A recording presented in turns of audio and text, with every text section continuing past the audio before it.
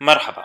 اليوم راح أحكي عن حادثة مؤسفة كان قام بها لاجئ سوري بقتل معالج نفسي طعنه بالسكين. حادثة بحكي عنها لنحكي عن الوضع، شو الأسباب اللي بتصير هيك، وراح أحكي لكم بالتفسير اللي صار. طور جديد للقضية، قررت محكمة ألمانية، هي تقع المحكمة بزاربورغن الألمانية، ادخال لاجئ سوري 27 عام بشكل مؤقت إلى مستشفى الأمراض النفسية لأنه كان في وضع عقلي ونفسي غير طبيعي وقت ارتكابه لفعلته.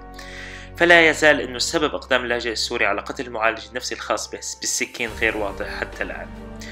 وقالت المحكمة الخاصة الألمانية بزاربورغن أنه قررت إدخال اللاجئ مشتبه به بقتل معالج نفسي يعمل في الصليب الأحمر الألماني طعنا بشكل مؤقت إلى مشفى الأمراض النفسية.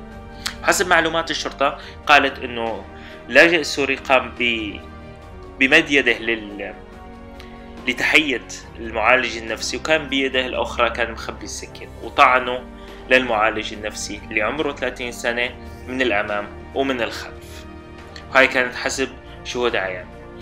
لحد الآن الحادثة الحمد لله تصنفت كضمن أنه هو معه مرض نفسي أو تفكير أو عنده عطل تفكيري أو هيك شغلات، واعتبروها أنه بصح يحتاج مصحة عقلي.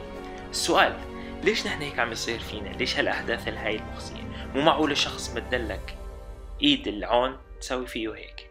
شو رأيكم؟